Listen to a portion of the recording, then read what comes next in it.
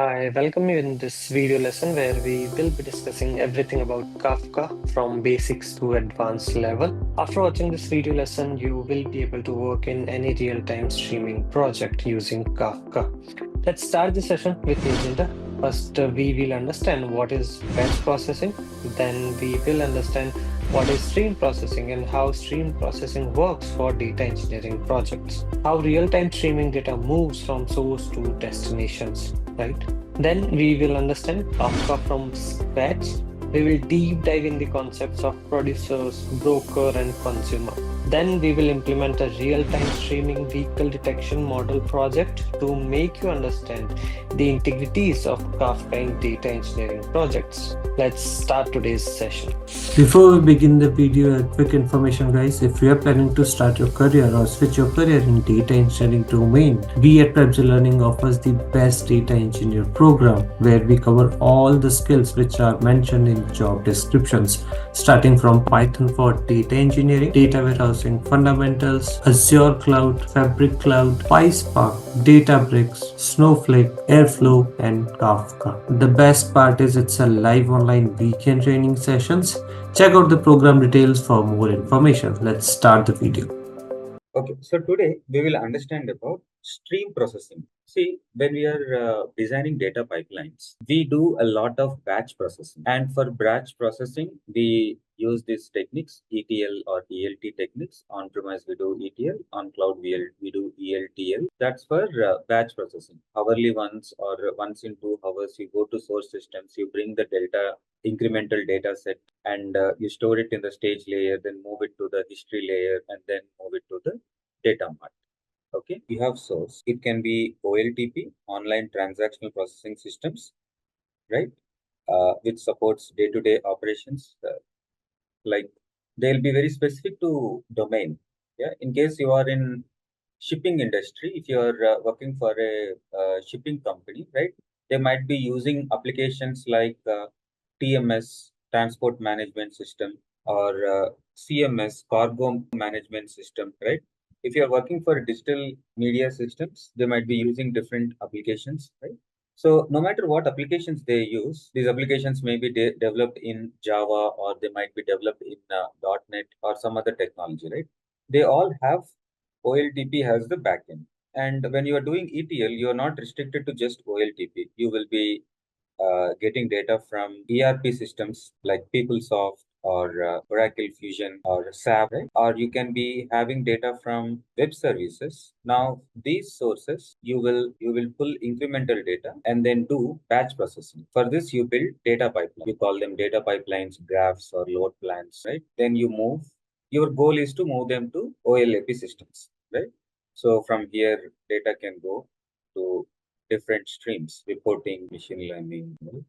Or data science projects. Now, this is your batch processing. In batch processing, your extraction, transformation, and loading all happens in a data pipeline. Maybe not in this order. Maybe in the on-premise it happens in this order. In the cloud it happens in this order, right? But your data pipeline does everything because you get this incremental data. You just work on that batch data and move on, right, in your data file. Now, in contrary to this, as a data engineer, right, your job will be handling data projects. Majority of the data projects will be batch processing projects. Okay, because mostly all the OLAP systems that we design. Okay, now if you go in case of stream processing, your sources will change, like GPS tag attached to a truck, okay, point of sale, POS, in a superstore or a kiosk, a IoT device like thermostat, digital a smart thermostat. Now these are the sources. Okay, so these sources, what they send, they do send data. Okay, so you will build data pipeline here as well, but the data here is not of incremental nature. The data here is a real-time stream. You see, the data here is a real-time stream. That means the data comes in messages, right? So we call them messages or events, which will be less than or equal to 1 MB. And these messages will be consumed, or let's call this for now, destinations. These these destinations where you may have to approve sale transaction. Okay, you may have to approve sale transaction approval system, or you may have to send alerts to driver alerting system. Okay, approval system. You're building an alerting system. Okay, or sometimes what we call this live tracking. Okay, you have an application where you have to show the movements like rider apps, right? So you book you can see the real time movement of the cab, right? So these applications are the will be on the receiving side, and the devices, the GPS systems or telemetry systems or IoT devices, right? These devices will be the sources which would be giving you this real-time data. Okay, you see the difference between the batch systems and the real-time systems. In the incremental data, your systems are very different, right? They they facilitate day-to-day operation, data management, right? That kind of reporting can happen from these applications also. They hold the data, they retain the data. Okay, but you see the sources for real-time streaming. They don't hold any data. They don't store any data. They don't provide you any reporting or any data level operations in them. What they do is they just transmit the data, and then sometimes what happens is the same IoT device, the thermostat, right? Sometimes the thermostats are capable of adjusting the IoT is the same IoT device. One interface would be sending the real-time stream, and the other interface might be intercepting those events, reading those temperatures, and then adjusting the device heating or cooling accordingly, right? So it can be on both the sides. But these are your sources and destinations, right? So the data that comes in these messages will be processed by these destinations. When you do this, capturing the stream from source and then pushing it to destination, what you do is you implement a technology in between to store these messages, transient storage, okay, or temporarily store them. You implement something called queue or messaging queue. So this offers you, this is not data pipeline, this is storage, but temp storage. This is queue. This is different from the data pipeline. Data pipeline doesn't store anything. It doesn't store anything. It just process, pulls and pull push, maybe some processing in between. But here, this is a storage. It doesn't do any processing. This pipeline does processing, and this queue does just the storage for temporary basis. Right now, the next topic that we are going to cover this Kafka. Hope of Kafka is it's all about this. Okay? How effectively it does. What are the limitations you have in this traditional approach? How this technology comes and solves those problems? How is it efficient and all that? So now, two things that are very important in terms of doing real-time processing is OPS, operations per second, and throughput. So when you actually write data into the queue, let the destinations read from the queue, what you basically do is you are decoupling source and destination, right? So by this, what happens is if source transmits the data in a higher velocity then the destination can receive. If destination is receiving the data in a lower velocity, still no problem, because your messages will be queued here. Now, even if both of them transmit and receive in different speeds, no problem. So in case your destination is reading the data much faster, load on the source, because your queue will be on wait. If your destination is reading the data slowly, then the messages will pile up, as then you can increase, when once the destination speed goes up again, then they will be cleared. And also fault tolerance. In case if destination goes down, your source can still keep sending the data. It need not wait for destination to come up. So your messages will be queued up in the queue, and then once the destination comes up again, it will pick up the data. And then you can add multiple destinations for the same source of data. Okay. See, for example, you are getting this, you're getting this, and you will have to give the data simultaneously to three or four different destinations. One which does this, the other which does this analytics, and the other one which sends the stream to the live broadcasting, right? So you can add multiple destinations from this for the same source of data. So the same set of messages can be duplicated to be sent to different destinations, right? Source need not create four different parallel streams. It just puts just one message into the queue, but the queue from queue, you can split it into, duplicate it into four different messages with the same data and send it to four different destinations. So basically, this decoupling happens because of this, right? When you have to do this decoupling, one thing that you have to consistently keep a track of is operations per second. How many messages are you writing, and then how many parallel destinations are reading from it? How many operations are happening in a per second? Is your queue capable enough to support so many operations? Sometimes may not. So you destination will be in good condition, source will be in good condition, but the queue will go down. That's the horrible thing that can happen. Okay. So if queue goes down, then real problem. So queue should be in a position that it supports those many operations per second very effectively. It should not reject the requests, or it should not go down. Yeah. And throughput means how quickly it can give out this response, right? So you're writing at a speed of 4 milliseconds per. The destination should also get at the same speed, or maybe even slightly plus minus 10%, right? It should get it. The throughput not be like you are able to put the data into the queue in 10 milliseconds, okay? But by the time you write and then it comes out, okay, it becomes 100 milliseconds. Then that's a lot of delay, okay? So the turnaround time should be very high. Very quickly it should turn around. That's throughput. No matter you write one message or thousand messages. You write one message or thousand messages. See, just imagine these online food delivery apps. You have thousands, if not thousands, across the country, lakhs of people ordering the food on the same application, same app.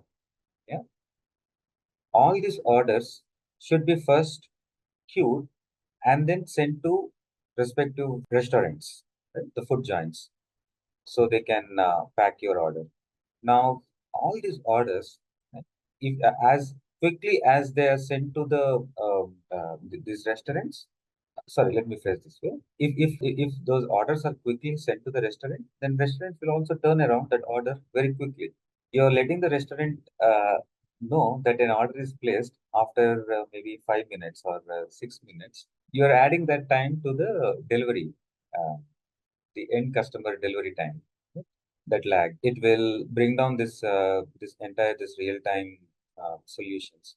So this throughput time is very important. Now, if your queue is not able to turn around the messages very quickly, or it's not able to hold the messages quickly, what is the first that you will do? You have to think of scaling up the resources for your queue. So you have high processing available there, high processor, storage is good. So that this queue, if it is hosted in one server, so what are the things that you can do to improve your operations per second or throughput, right? You will scale out, right? You will scale out, or you will create multiple queues, right? You will create multiple queues, yeah. So the load is balanced. But then again, if you create multiple queues, you should have load balancer, which can see the allocations to the queues and then accordingly um, use the queues, right? So you will do scaling of servers, and then also you will do load balancing, right, to manage it. Now, if this is not done properly, then you will have not just the problems of handling the real stream, but also the infrastructure as well. Okay, this is where the Kafka will come and help you. It does this so effectively. Okay, so what happens is all your sources will be attached to subscribers, so publishers. Okay, this is a program, small program, and then you have subscribers. Okay, you have subscribers which will give data to this destination applications. Now, in between, what we do is we create something called a topic. Okay, we create something called a topic. Inside the topic, we'll have partitions, and these partitions will take your messages. These messages can be a JSON object, a simple CSV, small CSV file, these partitions. Now, this topic is simply logical collection of queues, right? So where are queues here in this picture? Where are queues? Partitions are your queues. Okay. So you don't have to manually create queues, and you don't have to use load balancers, and you don't have to do vertical scaling. Okay. Or a scale out architecture, you don't have to implement that. What you can do is you can create topics, and those topics will have these partitions. Okay. So these partitions will receive data based on a partition key. Okay. For example, this is a POS. Okay. Your point of sale, maybe at Walmart, you are checking out all the purchased items, right? So each store can send data to different partition. So then the store name or the store ID will be partition key. Or if you have too many stores, right, then location ID, all the stores from one location will be sending the data to one partition. So this topic will take care of partition key. Actually, in this, the correct word for this term is shared key. Okay, yeah, partition key. And then this partition key will split the messages into these different partitions. So we'll not call them queues anymore. Okay, we'll call them partitions here. And then the subscribers can directly read from these partitions. What also happens is you can have these multiple topics, and these all topics will be assigned to something called cluster. Okay, and then these partitions will be assigned to brokers. I'll show you a well-drawn diagram. Okay, this is for yeah, I'm just getting to each topic here. Okay, getting into each topic here. So you see, this broker is an independent hardware unit. Okay, this is an independent hardware unit capable of handling each partition or multiple partitions independently. Okay, and the cluster will take care of coordinating all these brokers. Okay, so essentially what happens is your distributed streaming. See, this broker is nothing but a worker. Okay, in Databricks you have this cluster with name node and worker nodes, right? Yeah, this broker is similar to worker. Now, because you implemented that distributed clustered architecture here, this becomes distributed streaming. And that's what exactly Kafka does. Distributed streaming. Okay. So inside Kafka, you will have these topics. Everything is a topic inside Kafka. Okay.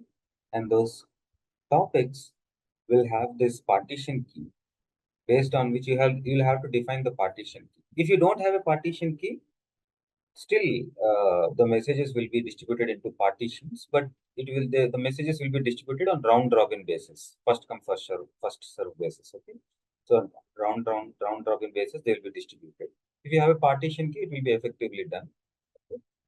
But basically every topic has this set of partitions. You can define how many partitions you want. Okay, so they parallelly write messages into these partitions, and these brokers, because they are handling these queues independently, separately, you get this parallel computing power, yeah, parallel processing power.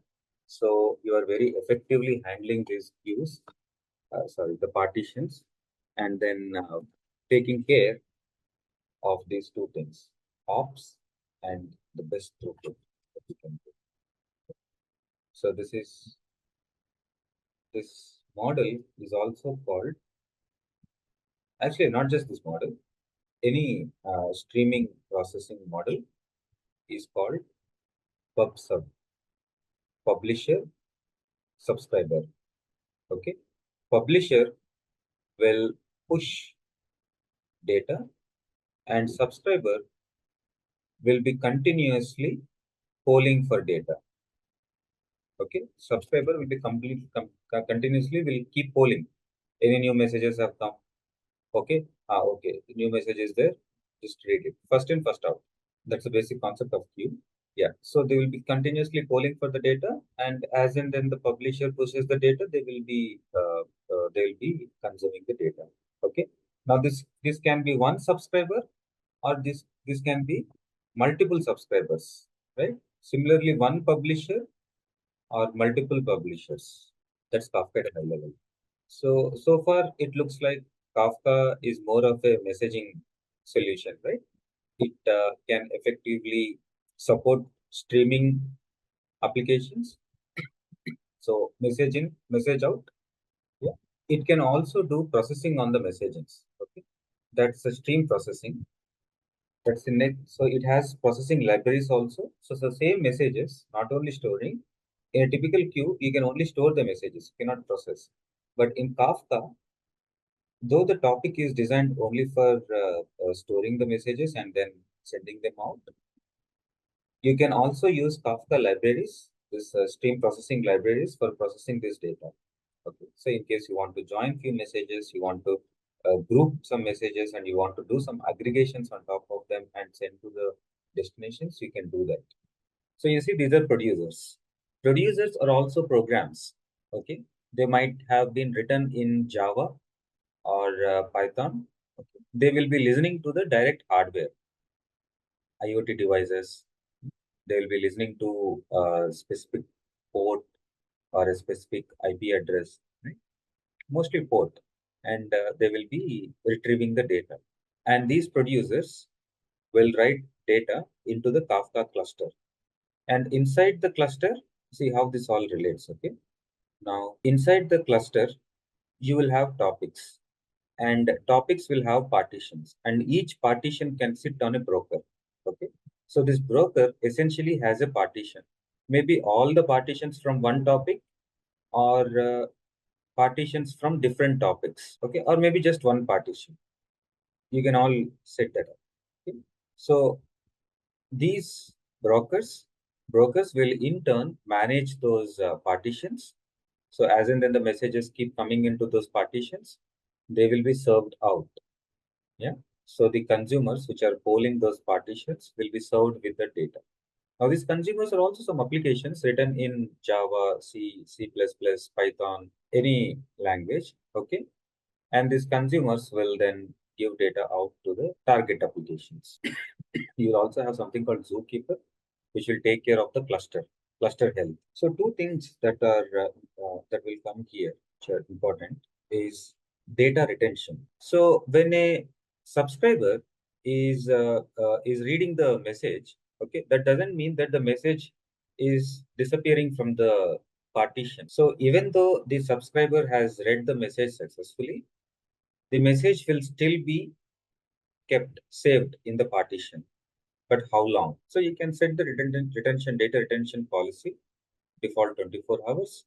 So every 24 hours, that message, those old messages will be cleared out. Similarly, you have something for data redundancy, just like in your HDFS or in your Databricks, how data is replicated, a duplicate copy of the data is maintained in parallel workers. Here, a duplicate copy of partition. For each partition, two duplicate copies will be maintained in two different brokers. In case of the primary partition going down, duplicate copies will be restored to take over them. So this replication factor, so the same big data. So actually, Kafka is used for big data streaming. Okay, so where the streaming is very rapid. So in case of, we use a lot of Kafka in aviation industry. Okay, from the time the aircraft is uh, um, aircraft starts its maintenance, and then the quality checks, and then the boarding, takeoff, landing. Throughout this process, a lot of data gets transmitted. A lot of data gets transmitted. There will be hundreds of telemetry systems attached to this device. Okay, ground and on the craft, they will be sending data in the real time, and over a period of time, maybe in like 2 days, 3 days, or a week, you will be accumulating a huge amount of data. and every piece is important for the aviation industry. Okay, so these big data process streaming applications like Kafka and Databricks will help a lot. Actually, not just big data processing these days, Kafka is used by even if the data volumes are not so big, still people are going for this. It's just because the efficient way this distributed architecture, the cluster, which effectively handles this messaging queues. So for that, they are going for the Kafka. So at a very high level, that is what Kafka is. Okay. So we'll do hands-on, not today. In the next sessions, we will do hands-on. So you will understand this better when we implement some program and then see what is publisher and what is subscriber here, what is topic and how this messages are put. But remember, this is all for distributed stream processing. That's what this Kafka used for. Yeah, Kafka is also an Apache foundation. Now you see the segment is a message, right, in the partition. Segment 0, segment 1. The 0, 1, 2 is the offset. Okay, so that will be assigned automatically by the Kafka. This partition 0, partition 1, you see that is a partition key. That will be set when you create the partitions. And there's a key within the message which comes as part of the message from the source. Right? So multiple producers can send messages to multiple topics. Multiple topics can be consumed by different consumers.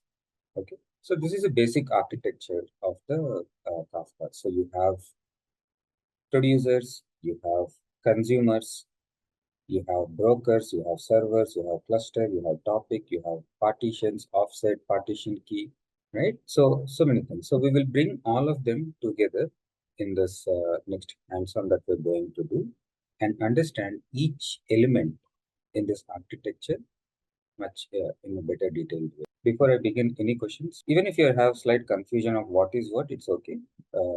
In the next subsequent, the different pieces involved. See, this is a live example. Okay. Assume you have a IoT device. Okay.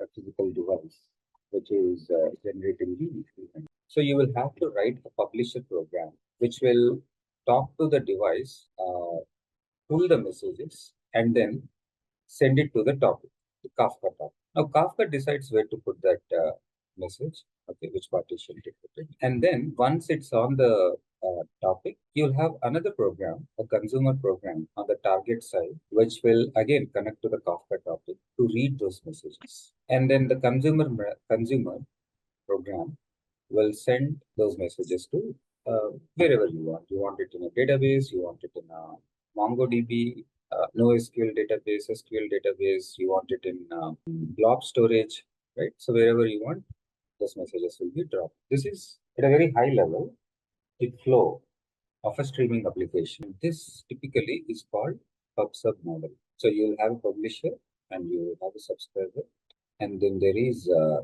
Kafka topic in between which facilitates both. So for our hands-on, we will take a use case of a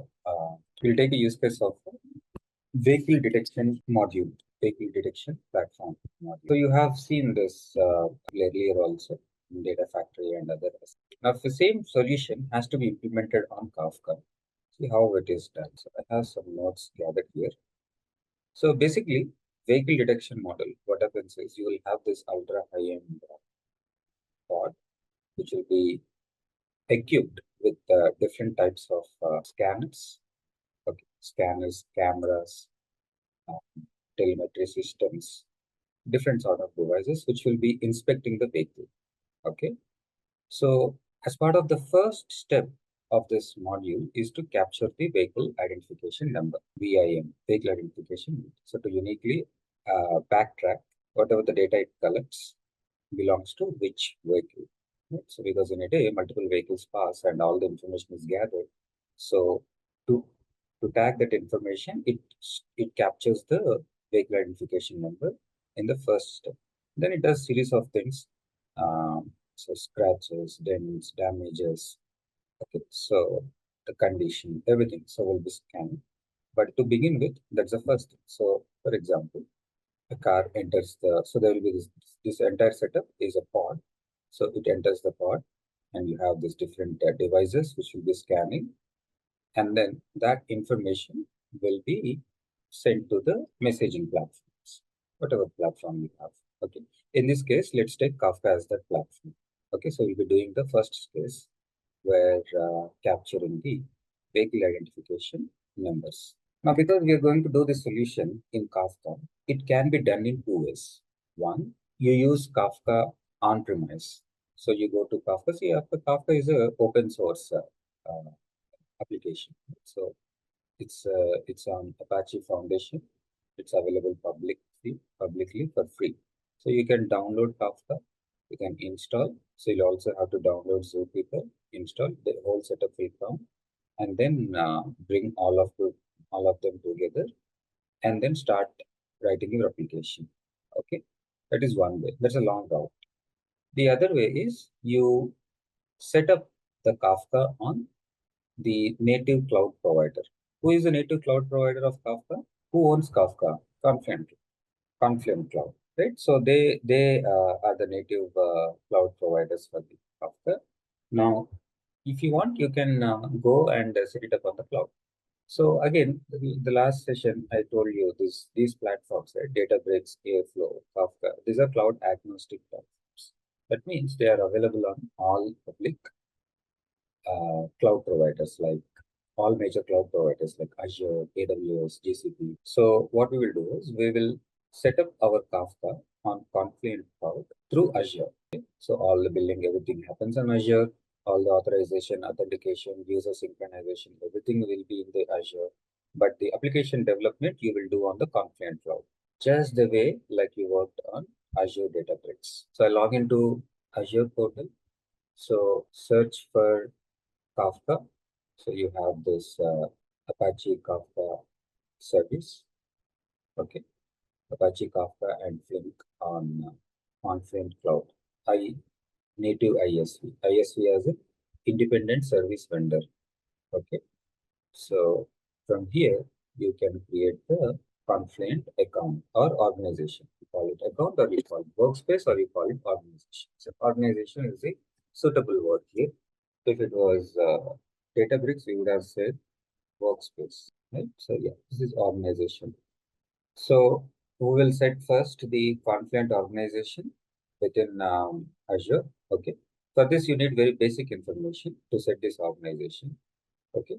Because the number of steps you do on Azure are very limited.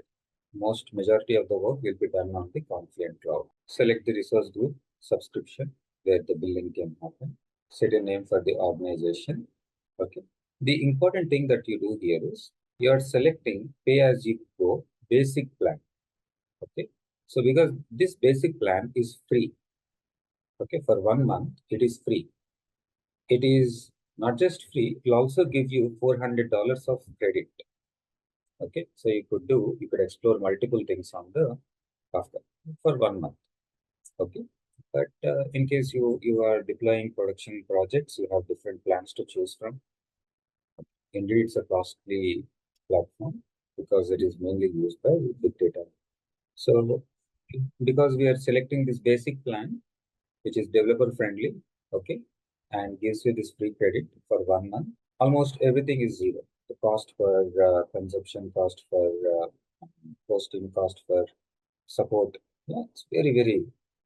Give the name and click on create. So it gets created because I already created. I will not do that again. So the Confluent organization will be created. That's all. So you give the name and then select the plan.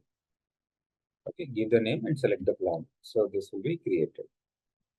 Now, once it is created, launch the organization, Confluent organization. So this will redirect to Confluent Cloud page. Okay, so now you are no more in Azure. You are now redirected to. So one thing will happen is you will be already set up. So your account, everything will be already set up. So you don't have to worry about that. Okay. Now you are in the Confluent Cloud. Right? So this is the environment. You could do multiple things: streaming, links, shares. Right? You can even analyze. You can set up database here and process the streams also, not just using this platform for streaming, but you can process the streams also here itself. Right. So what we will do is we'll create one cluster. Okay, as a first step, we'll create one cluster here. Once you have a cluster, you can create topics inside them, and these topics can be used by publishers and subscribers. So now you are in the Kafka cloud, and this is your Kafka environment, add cloud environment. So we'll choose the default one, and in the default one, so there is already one cluster. I'll delete this. You can create an environment with some name. I'm going with the default environment. So I'll create my first cluster. This is what is costly actually, but because you are choosing the basic one, that should be free. Select the region, set the name. So the cluster is created. See, cluster 0. So cluster is. So you can see in the cluster settings, the details of the cluster, the root server, okay, and the endpoint, REST endpoint. This is important for us, okay, because using this server, it's called Bootstrap server. Using this server, we will be posting, sending, and receiving messages to Kafka. This is the cluster name, cluster ID, the unique ID allocated by the Kafka capacity. So it can go up to 5 terabyte, 250 MB per second, because it's still basic cluster has support of that much. Okay, we'll come back to this endpoints thing again. Now that you have the cluster, the second thing you will do is setting up the topic. So we go to the topics and create topic. I'll ask you name of the topic and how many partitions you want inside this. I'll say 2. Okay, and so by default the retention is, if you want, you can set the retention period for the messages which will be placed inside this topic forever, but not do that. So we'll set the storage policy to delete the default one, where the retention period is 1 week. See, when messages are sent to the Kafka topic, okay, even if they are consumed by the subscribers, right? You have your subscribers reading these topics and writing to database. Still, the messages are not lost. They'll still be retained in the topic. So you can read it multiple times, multiple ways. Okay. Only with this retention policy, you can decide when that messages should be deleted. Okay. So if I said 1 week, after 1 week, anything that is older than 1 week, any messages that are older than 1 week will be deleted. So maximum size 16 MB by default. Each partition, this is at a partition level. Okay, each partition can hold this much data. You can increase that. That is by default 16 MB. Okay, 1 week. So what I will do is I will create this topic with these 2 partitions. Topic has been successfully created. If you want to create a schema, you can do that. Message values and the key schema. So if you create the schema, this is kind of an contract. If anybody tries to post messages into this topic which doesn't comply with that schema, then they will be rejected. So I will not do that. I will not set any schema. I'll skip this part. So we are now on the topic page. Okay. So you have on the right side details like how many partitions, what is the attention policy, TMF policy, right? When it was created, everything. Yeah, you can add owners to this. So producers and consumers. Right now, we don't have any producers which are streaming messages into this Kafka topic, or any consumers which are reading those messages. Okay. So that's why if you go into the message tab, everything will be 0. Schema. Yeah, here is where you define the schema contract. We're not going to do that. If you want, you can edit the retention policies that you have set any point in time, maximum settings, things like that in the configuration tab. Well, let's come back to the cluster page. So we have set up the cluster, then the topic. Topic will have internally partitions. So now we are coming back to the cluster to generate API keys. See, in order to talk to this cluster, right, from your publishers and consumers, you need keys. Okay, before actually doing that, let's go back to the topic and see how messages are placed. Okay, I'll produce one sample message just for testing purpose. Sampling some random key and some random value. So this is a message, assuming that this is coming from some till or pause point of sale. Okay, the order time, order ID, what is the item that is purchased, and where that point of sale is located. as and then somebody scans the product in that pause. Yeah, this event is triggered and sent to the Kafka topic. Let's assume that and click produce. So that message is produced to the topic and it would look something like this. So it has gone into, so you see different keys, all the keys are here. So no confusion. 0 is the key assigned to the message in the partition. So this will be unique to the partition. Okay. Partition key. This will be unique to the topic. Okay. So this is placed in first partition of the two partitions. You have only two partitions, 0 and 1. So it is placed on the first partition. This is the key that is coming as part of your message. And this is the actual message. No headers. Headers will be like the content is JSON. What type of content it is. We can also say offset is kind of a position. At what position this message is in the queue. Okay, because you see, what is the concept a partition follows or a queue follows? Our message is stored and retrieved. So how do we determine which message is first and which message is second? Which key will be used here to determine that which message is first or which message is second? Now, this is something we produced within Kafka topic, like in the cloud sample, right? So let's do the same thing using, now we'll have to do the project setup, right? See, first we need a device, right? So some device here which can send us the messages, but we don't have any device. So what we'll do is we will create a program, a simple Python program, which can generate that messages and send. And then we will use the publisher program to read those messages and send to Kafka. So this also will stimulate in the Python project. Now, whatever we have to do on the Kafka cloud is done. We have spin up a cluster and we created a topic. Oh, there's one thing pending. We have to generate the keys, API keys to connect to this cluster. Okay, so this server, to connect to this server, we need keys, right? Because these publishers and subscribers are external programs to Kafka. Okay, so they need keys to talk to this cluster. So we'll generate that. We'll go to API keys. We can go to API keys, or we can actually go to the cluster overview and say here, setup client, get started. I'll say add new client. Okay, I'll add new client.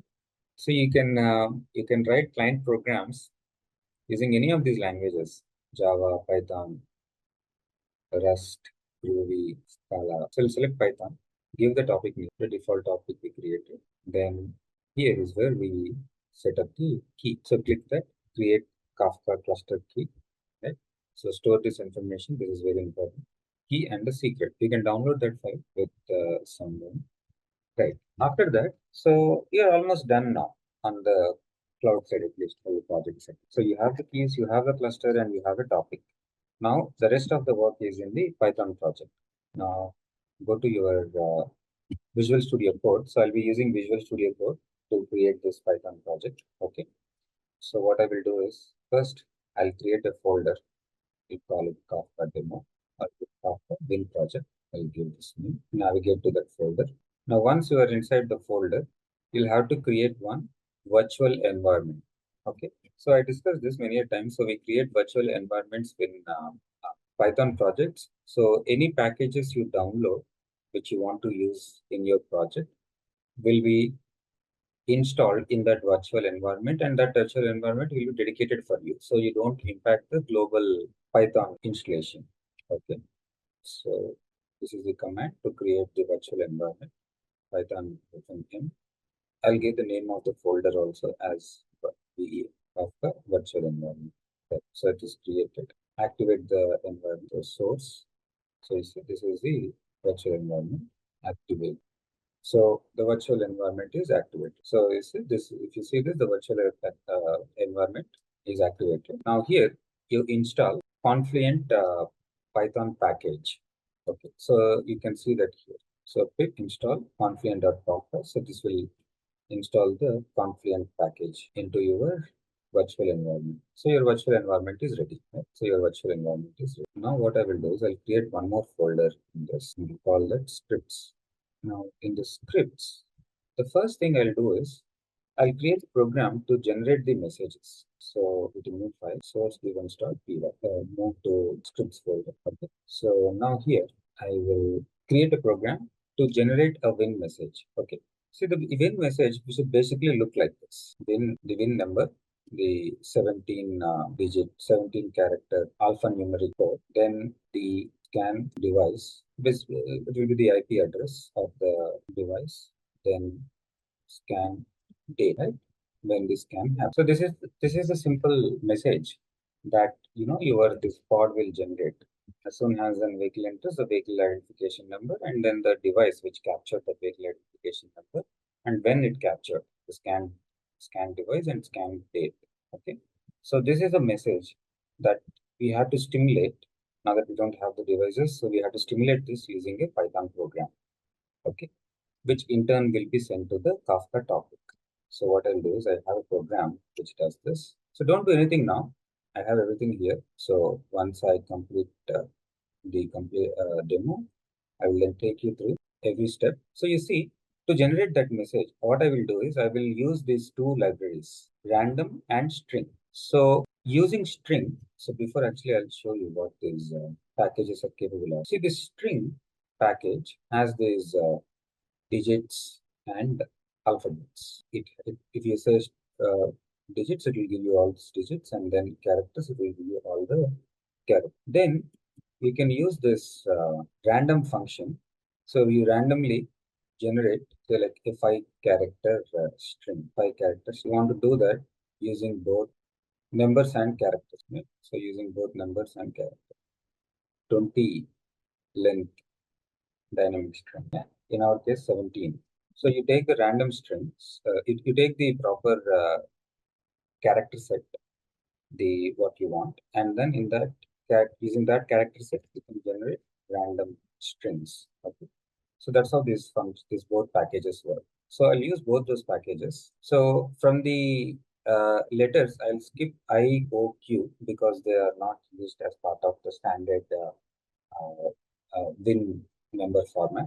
So I'll exclude them. I'll keep all the numbers, then generate this win number. So if you see this win number, so this is a method I defined, and this is the entry method. So in this entry method, I'm calling this method.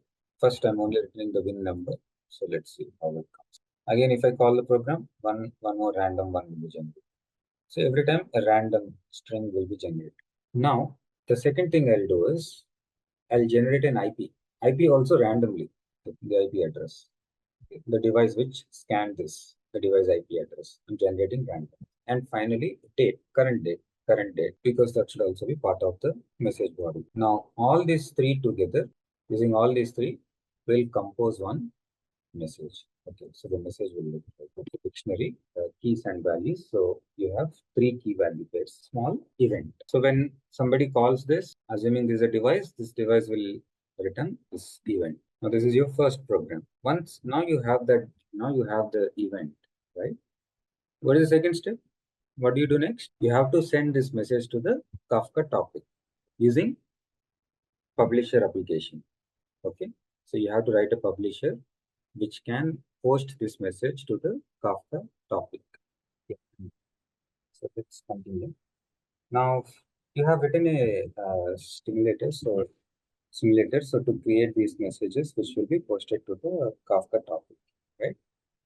Now that you have this program to generate the message, next thing you should do is you try to post this to the Kafka cluster. For that, we need the configuration information, cluster configuration information. So what I will do is I'll create one environment file. Okay. So what I will do is, okay, so I'll create a new file and I'll call this cluster dot. Okay, so dot properties. Dot properties is a file that we create, generally environment file. Okay? We create in Python projects to keep the externally configurable variables. So we'll create one file to store Kafka cluster properties. So these properties you can get from here. So we'll not include this key. This username is a API key. Password is a API secret key and secret. That's your password, and you see this is the server name. Yeah, I have shown you this earlier inside the in cluster settings here. So this is the server name. You can do a test to see if you can connect to the server or not. Okay, if you copy the server name, Kafka server name, and go to command prompt and say ping that name, that should resolve into an IP address. Okay, so this is the IP address resolve, and you should get response from there. So make sure you're not putting the port number. So yes, the cluster is up and you're able to reach it. So time to write the producer program. Okay. So in your producer program, first what you're doing is we are reading the properties file. Okay, so open the properties file. Read each line in that file. Okay. First strip any additional special characters you have, and then skip the blank lines or comments. Now you can put the comments also inside the properties file. Then split each line as a key and a value. So you have this equal to, right? So based on that, key and value will be split, and your configuration dictionary is created. So see, so this is a message you are getting now. So this configuration message you have to send to the Kafka topic, so you can post the messages. Okay, so right, let's now you have the Kafka cluster configuration. Right, the next thing you should do is set the topic name. So the Kafka topic 0, right? That's what we have said. We haven't given any specific name, so we left it to the default one, which is this Kafka topic 0. So in cluster 0, you have topic 0, right? And we have put one default message. Apart from that, no other messages in this. Now that you have the this topic name and the configuration, we can initialize the producer class. Pass on the configurations. With this, your producer class is initiated. Okay, now using this producer, you can post the messages. So before you post the messages, one important understanding you should see right now the message, right? So whatever message that comes out of this source events is in plain English form. Okay. So this one should be converted into a binary stream. Okay, should be converted into binary stream of ones and zeros in order to post it to the Kafka topic. This is true for almost any streaming application. So your message first should be serialized. Okay, what is serialization? Converting into ones and zeros. Yeah, first it has to be serialized and then transmitted to the topic. Okay. So we'll have to write one serializer program. So I'll go back here. Actually, we can do that even before, as soon after creating the configurations. Okay. So it will take the data, and it will, because what we're going to pass is a JSON object. Dictionary is a JSON object. Yeah. So using UTF-8 will encode this. Encode. When you say encode, it will be converted into binary finally. So actually, yeah, before we go further, how do you call this program, which is in a separate file, which generates these events into this one producer? Very simple. First, import that method like this. So what's the method name? Win skin, generate win skin, right? And then actually before we do everything, I'll show you that how generate win skin. Now we can say win message is equal to, we can call this method, though this method is not there in this file. Yeah, this method is coming from this file, right? Generate win scan. You are calling that method from the producer file, producer application, by simply importing that file, a randomly generated, no matter how many times you call, a randomly generated message. we will write our main program. So first, we will call this generate WinScan method to generate the message dynamically, the event or message, same thing. Okay, dynamically. So that's your WinScan. Then generate a key. See, even key has to be serialized. So I'll set one key, one for now, and then we'll serialize. So we're calling the serialize method. What does it do? It converts the data into a binary string. So whatever the WinScan you are generating, that message body will be converted into a binary string. So that would be your message. And key, I'm hard coding value 1 for now. Then finally, this producer object, which we created for the producer class, will be called to produce. When you say produce, it will send this key and message to the topic. What is this topic? So to this topic 0, this key and this message will be posted. This is your producer program. Okay, so what we did, step 1, we read all the configuration. Then we wrote a method to serialize the data before posting it to a topic. Loaded the configuration, set the topic name, initialized the producer class, and generated the message, and call the producer class to send that message. Okay, so that's all. Now, if I execute this program, one message, okay, we'll also do one. We'll print this.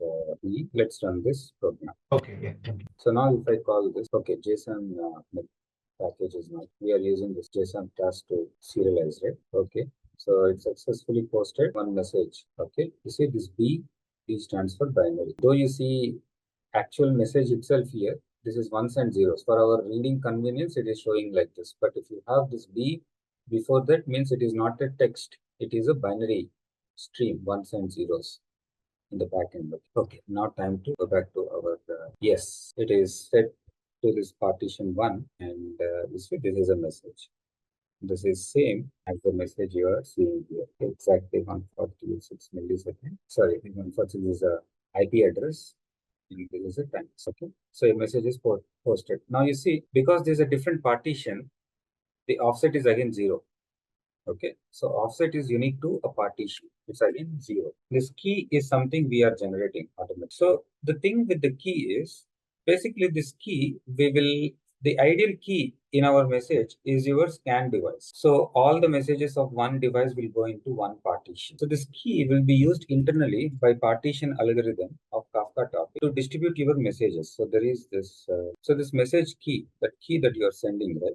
So the ideal key would be in this scenario, it would be the device ID.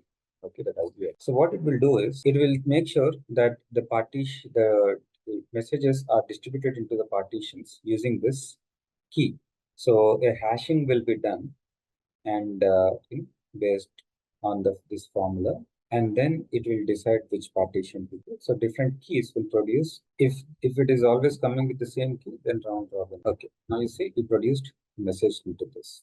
Okay, so what you can do is, you can, to stimulate the real time, because in real time it will not be like one message and then end of it won't be like that, right? So while true, so this will keep on pushing the messages to the topic. You see, these messages, they are keep on getting generated and posted. I'll just do what, I'll break this program. Okay, so until you break, you see, so many messages are already posted. This is what happens in real time. Okay, messages will be continuously streaming. So all of them should have come here now. Total how many messages? Count is not updated yet, but a lot of messages.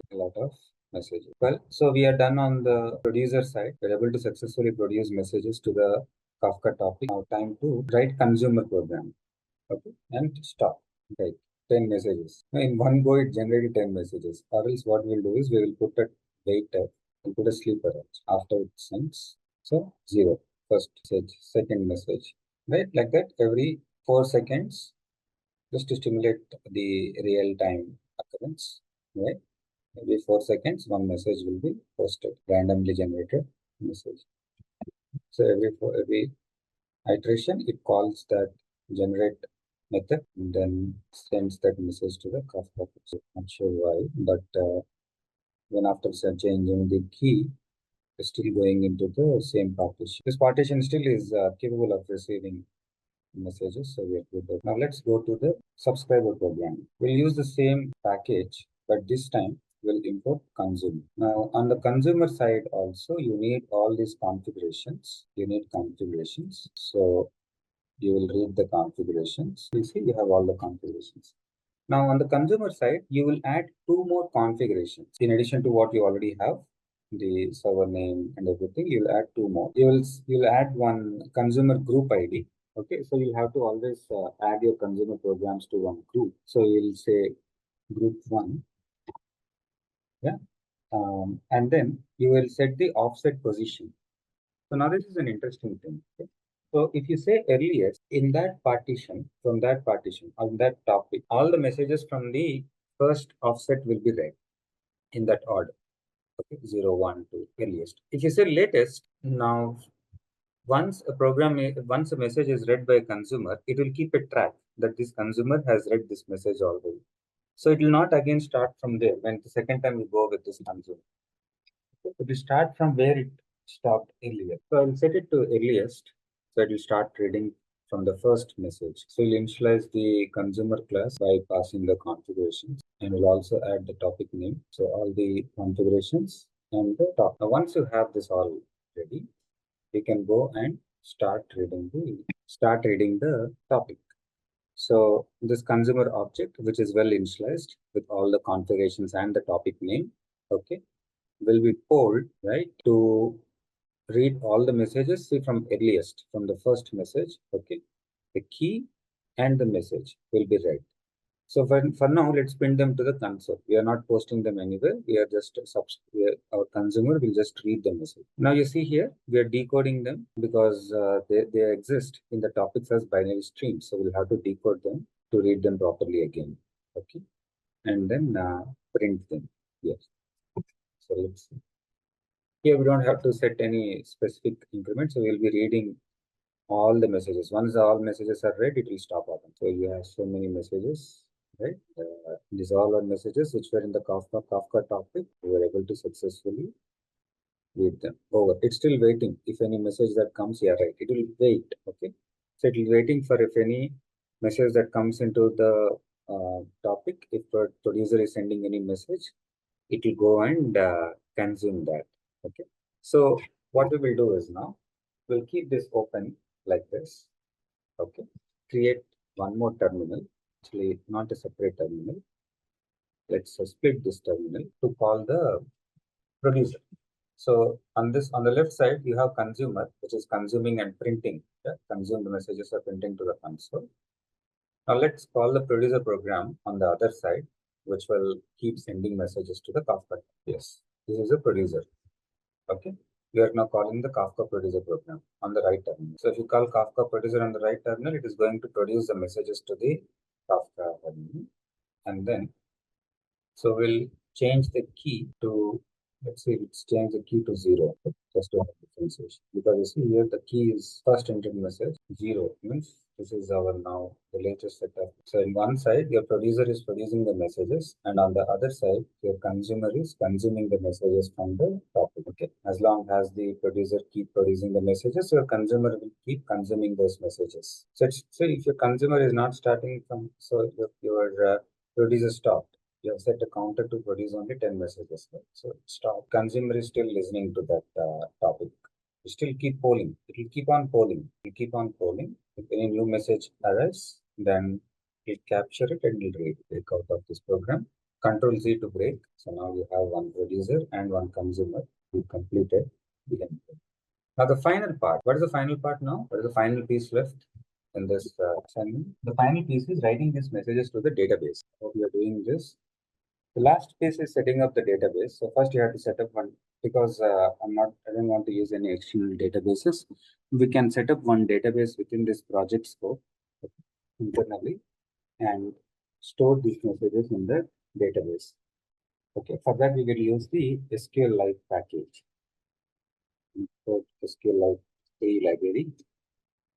So using this library, you can create a database, you can create tables within database, you can insert data into those tables, you can do all sorts of SQL operations. So we'll create the DB called WinDB, win.db, and create a table, insert one sample record into the table, and select data from the table. So this script, if I run, this will create a Win database in your project. create a table. So this one DB in your project. In that table, create a table. In that database, create a table win scans, put some data. So in this table, so this test win number is something I'm inserting. So in this table, I'll have five columns. Okay.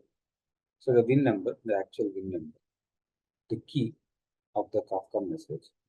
Okay. The Kafka message will be passed to retrieve the win number, scan device, scan date, and receive date. This receive date will be something that's generated when the message is inserted into the table. Okay. So this is on the receive side. Scan date is when the event occurred. The scan date is your event date and receive date is your system date. So to put data into this programmatically, we'll write one more script, target DPC. Okay. So this program will write data into the database. So see how we do. First, we create an insert statement to insert data into this table. The key, win number, scan device, scan date. So these three parts will be coming from your Kafka topic, and receive date will be generated before sending to the database. And the key is also comes from the Kafka topic, but not from message, right? This is the message key.